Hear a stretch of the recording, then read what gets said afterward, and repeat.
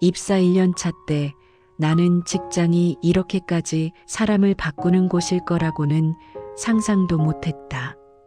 그때의 나는 의욕이 넘쳤고 세상도 단순하다고 믿었다. 열심히 하면 언젠가는 인정받는다고 생각했다. 그 믿음은 대기업에서 20년을 버티는 동안 산산조각이 났다. 직장은 노력의 총합이 아니라 관계의 전쟁터였다. 나는 수많은 상사를 겪으며 배웠다. 정말 무서운 상사는 소리를 지르지 않는다는 것을, 가장 무섭고 정확한 상사는 늘 침착하며 웃고 있다는 사실을, 상사란 늘 권력의 얼굴을 쓴다. 문제는 그 얼굴이 선한 표정일 수도 있고 악한 미소일 수도 있다는 점이다. 그리고 그 두 표정은 생각보다 구분하기 어렵다. 20년 동안 내가 직접 겪은 가장 큰 착각은 착한 사람은 결국 살아남는다라는 믿음이었다. 현실에서 살아남는 건 선한 사람이 아니라 영리한 사람이었다. 그리고 요즘 직장에서 가장 헷갈리는 존재는 MZ세대다. 순수한지, 영악한지, 아니면 계산적으로 매우 노련한지 도무지 판단이 쉽지 않다. 젊고 솔직한 줄 알았던 직원이 누구보다 치밀하게 계산하고 묵묵히 일만 하던 직원이 순수하게 이용당하는 모습을 나는 수없이 보았다. MZ를 구분하는 가장 큰 기준은 말이 아니라 행동이다. 말로는 조직을 위한다고 하지만 실제 행동은 자기 이익만 향해 움직이는 사람이 있다. 회의에서는 고개를 끄덕이지만 결과가 불리해지면 가장 먼저 빠지는 사람이 있다. 이들은 흔히 영악한 MZ라 불린다. 스마트한 척하지만 실은 이기적인 생존 전략가들이다. 반대로 있는 그대로 솔직하고 일의 완성도를 가장 중요하게 생각하며 누군가의 공을 가로채지 못해도 정직함을 택하는 직원들이 있다. 이들이 흔히 말하는 순수 MZ다. 문제는 조직이 이 둘을 구분하지 못한다는 데 있다. 성과는 단기 결과로 평가된다. 그리고 영악한 사람은 단기 성과에 유리하다. 보고는 빠르고 말은 좋다. 책임은 교묘히 분산한다. 리스크는 남에게 넘긴다. 칭찬은 먼저 가져간다. 상사는 이 모습을 능력으로 착각한다. 반면 순수한 직원은 조용히 일한다. 성공을 드러내지 않는다. 실패를 남 탓하지 않는다.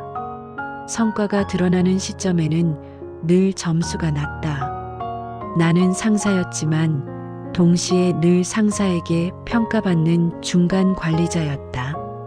그래서 누구보다 그 희극과 비극을 가까이서 보았다. 내 부서에도 2명의 신입이 동시에 들어왔었다. 한 명은 회의 때마다 질문을 쏟아냈다. 일이 끝나기도 전에 다른 팀에 자신의 역할을 알렸다. 보고서에는 늘 자신의 이름을 가장 먼저 적었다. 다른 한 명은 말이 적었다. 일을 받으면 묵묵히 처리했고 야근도 불평 없이 했지만 회의는 조용히 앉아 있었다.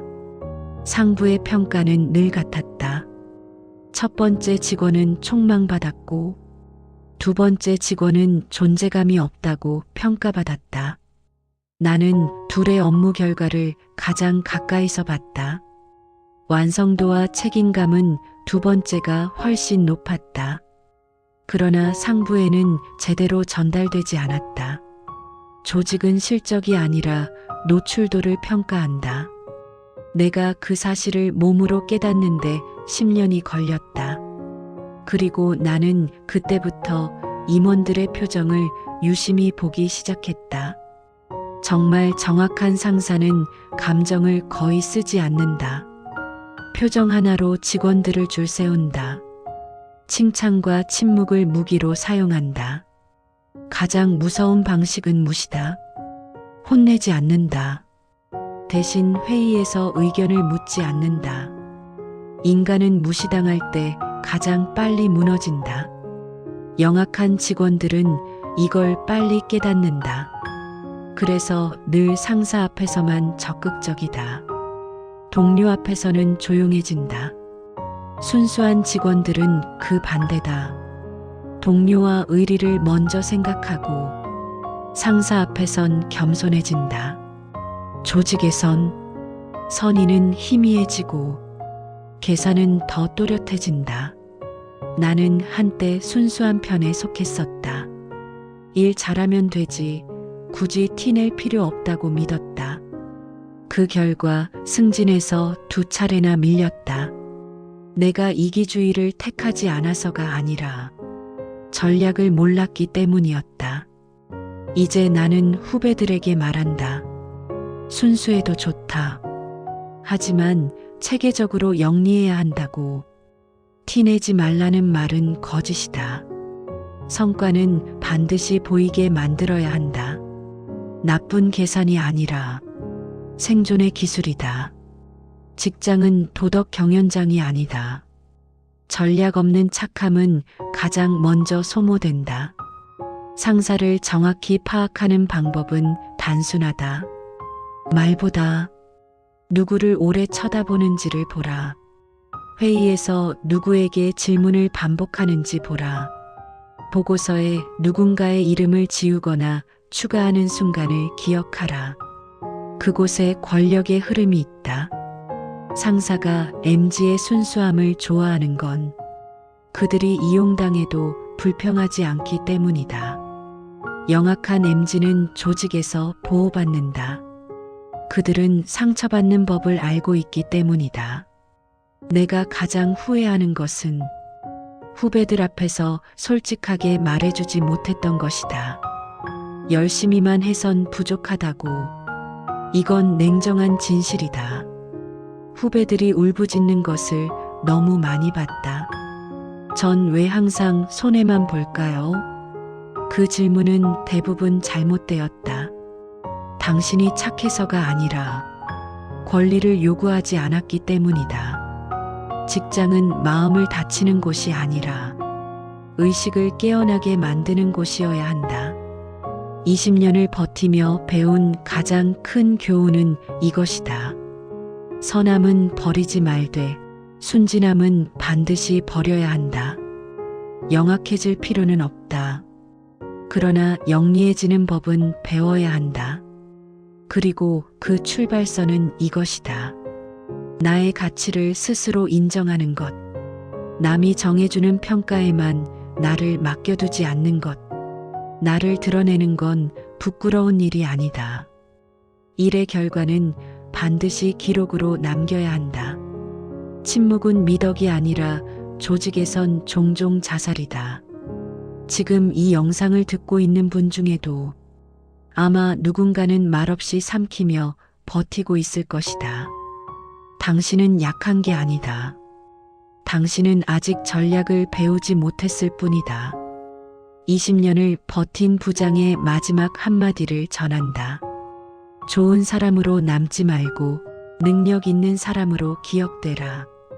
그 말을 처음 스스로에게 되뇌었을 때 나는 이미 40을 넘긴 나이였다. 너무 늦은 깨달음 같아 속이 쓰렸다. 하지만 그때 비로소 나는 직장의 진짜 구조를 또 하나 이해하게 되었다. 상사는 직원의 성장을 직접 책임지지 않는다. 회사는 개인의 인생을 돌보지 않는다.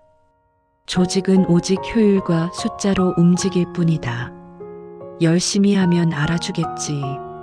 이 말은 직장인에게 가장 위험한 자기암시다. 알아주는 사람은 극히 일부이고 대부분은 알고도 모른 척 지나간다. 회사에서 공은 항상 가장 크게 보이는 사람에게 돌아간다. 잡음 없이 완벽히 땀 흘린 사람보다 회의실 중앙에 서 있는 사람이 기억에 남는다. 나는 과거의 나처럼 말 없는 직원들을 볼 때마다 가끔 미안한 기분이 든다. 그들이 스스로를 탓하는 눈빛을 알기 때문이다. 부장님, 제가 부족한 건가요? 그 질문을 던지는 새내기 직원들에게 나는 쉽사리 솔직하게 답하지 못한다. 부족한 게 아니라 세상은 결과보다 연출을 좋아한다고. 그 말을 그대로 하면 그들의 순수함을 너무 빨리 꺾는 것 같아서. 하지만 시간이 지나면 결국 그들 스스로 그 현실과 마주한다. 어느 날부터 보고 시간이 줄어들고 회의에서 발언 기회가 사라지고 자신의 이름이 점점 문서에서 빠지는 순간이 온다. 그러면 그제야 깨닫는다. 열심히만 해서 버틸 수 있는 시대는 끝났다는 걸. MZ세대는 특별히 영악해진 것이 아니라 오히려 현실을 더 빨리 배운 세대다. 우리는 참고 버티며 배웠다면 그들은 애초에 분석하며 들어온다. 그래서 충돌이 생긴다. 기성세대는 버텨야 한다며 근성만 강조하고 MZ는 효율이 없다며 자주 떠난다. 누가 옳은 것도 틀린 것도 아니다. 문제는 중간 관리자다. 바로 나 같은 사람들이다. 윗선의 숫자 압박을 받으면서도 아래 직원들의 심리까지 책임져야 하는 존재. 나는 수없이 흔들렸다. 성과만 보자니, 후배들 마음이 아팠고 사람을 보자니 나 자신의 평가가 깎였다. 그 사이에서 배운 것은 단 하나다. 리더십은 착함이 아니라 균형이다. 공정하게 평가한다고 해서 모두가 만족하는 지도자는 될 수 없다. 누군가는 반드시 불편해지고 누군가는 항상 억울해진다. 그리고 그 불만은 늘 가장 조용한 사람에게로 향한다. 우리는 인정 욕구를 드러내지 않는 사람을 문제없는 사람으로 오해한다. 사실 그들은 가장 큰 갈증 속에 있다. 나는 그걸 너무 늦게 알았다. 그들에게 가장 필요한 건 더 많은 위로가 아니라 드러낼 권리를 주는 것이었다. 그래서 회의 자리에 발언 순서를 의도적으로 만들었다. 조용한 직원부터 발언하게 했다. 그들의 이름을 보고서 표지에 먼저 올렸다. 칭찬을 공개적으로 남겼다. 처음에는 상부가 불편해했다. 왜 저 직원만 띄우느냐는 얘기도 들었다. 내 대답은 단순했다. 보여줘야 평가할 수 있기 때문입니다. 그제야 분위기가 조금 바뀌었다. 회사는 바뀌지 않는다. 다만 개인의 전략은 바뀔 수 있다. 후배들에게 내가 가장 많이 해주는 조언은 단순하다. 첫째, 기록하라. 내가 한 일을 반드시 문서로 남겨라. 둘째, 말하라.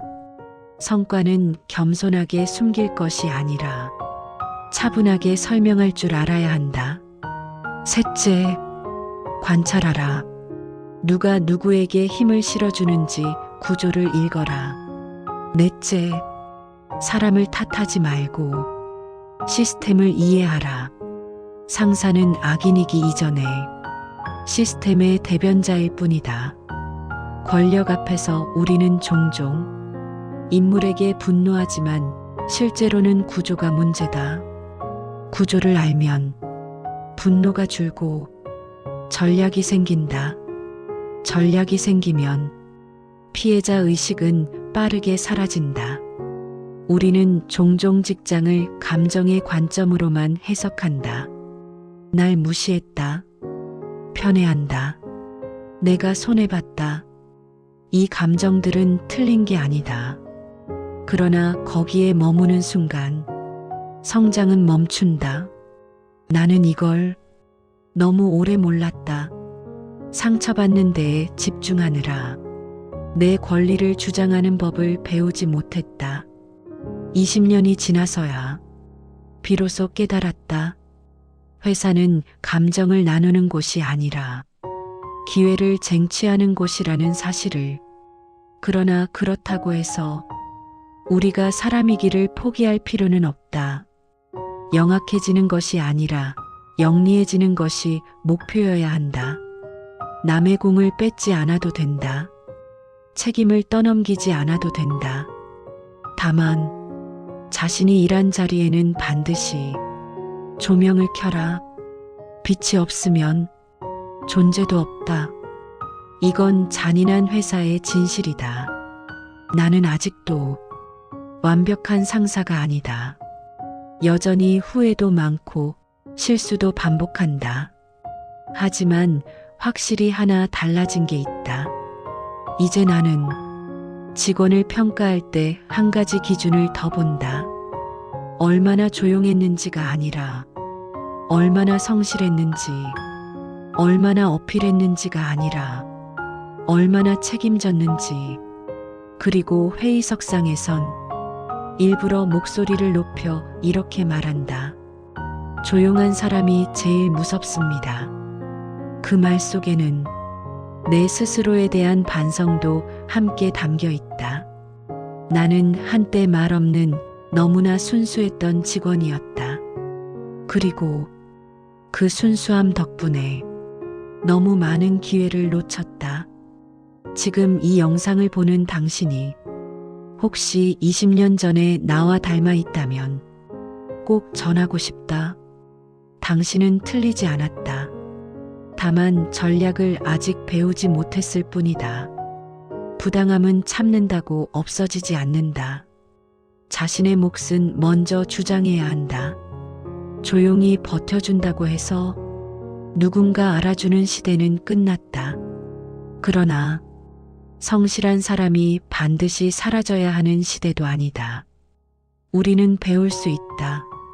순수는 지키되 무기는 준비하는 법을. 그리고 마지막으로 20년 차 직장인이 당신에게 진심으로 해주고 싶은 말이 있다. 좋은 사람이 되지 말고 존재감 있는 사람이 되라. 침묵이 아니라 기록으로 남겨라. 버팀이 아니라 전략으로 살아라. 당신의 가치는 당신 스스로 증명해야 한다. 그렇게 할 때 비로소 직장은 더 이상 상처의 공간이 아니라 당신 인생을 단련시키는 훈련장이 된다. 그리고 그 훈련을 끝까지 견뎌낸 사람은 결국 분명히 말할 수 있다. 나는 회사에 쓸려간 게 아니라 나 자신을 단련시킨 것이다. 오늘도 버티고 있는 당신에게 나는 이 말을 마지막으로 남긴다. 당신은 약하지 않다. 아직 자신의 힘을 세상에 보여주지 않았을 뿐이다. 그 사실을 받아들이는데 나는 생각보다 오랜 시간이 걸렸다. 회사에서 제대로 인정받기 시작했을 때는 이미 머리에 흰머리가 자리 잡고 있었다. 그때 나는 깨달았다. 직장에서 가장 무서운 건 실패가 아니라 침묵이라는 것을. 침묵은 남을 해치지 않는다. 오히려 자기 자신만 조금씩 지워낸다. 아무 말도 하지 않는다는 건 존재를 포기하는 일과 다르지 않다. 나는 더 이상 후배들에게 조용히 버텨라라는 말을 하지 않는다. 그건 응원이 아니라 방치라는 걸 알게 되었기 때문이다. 대신 이렇게 말한다. 내 몫을 내가 설명하지 않으면 아무도 대신 말해주지 않는다. 처음엔 다들 어색해한다. 스스로를 드러내는 것을 자기 자랑이나 무례함으로 오해하기 때문이다. 하지만 나는 분명히 말해준다. 성과를 말하는 것은 자기 자랑이 아니라 자기 보호라고. 회사에서 가장 쉽게 이용당하는 사람은 항상 좋은 사람 역할을 맡았던 사람들이다. 시켜도 싫은 소리 하지 않고 바쁜 와중에도 늘 웃으며 도와주고 자신의 일보다 남의 일을 먼저 챙기는 사람. 그들이 손해본다는 사실은 아무도 알려주지 않는다. 왜냐하면 그들의 희생이 모두에게 편하기 때문이다. 회사라는 공간은 착한 사람에게 보너스를 주는 곳이 아니라 효율적인 사람에게 권한을 주는 곳이다. 나는 이것을 인정하는데 무려 20년이 걸렸다. 우리는 직장을 학교처럼 착각한다. 노력하면 성적이 오르고 성적이 오르면 인정받을 거라고 믿는다. 하지만 회사는 학교가 아니다. 성적표는 존재하지 않고 평가는 공개되지 않으며 기준은 늘 상황에 따라 바뀐다. 그래서 더더욱 자신의 성과는 스스로 기록해야 한다. 성과 목록은 자기 소개서이자 자기 변론서다. 보고서 한 장, 메일 한 통, 회의 발언 한 번이 나라는 사람의 전부가 된다. 그래서 성실함은 기록되어야 힘을 가진다. 그냥 열심히 하는 것은 아무에게도 알아주지 않는다. 나는 언젠가 아주 능력 있는 직원 한 명을 떠나보낸 적이 있다. 일도 정확했고 성격도 온화했고 동료들에게 신뢰도 두터웠다. 그런데 인사고과에서 늘 중간이었다. 왜냐하면 그는 자기 성과를 전혀 말하지 않았기 때문이다.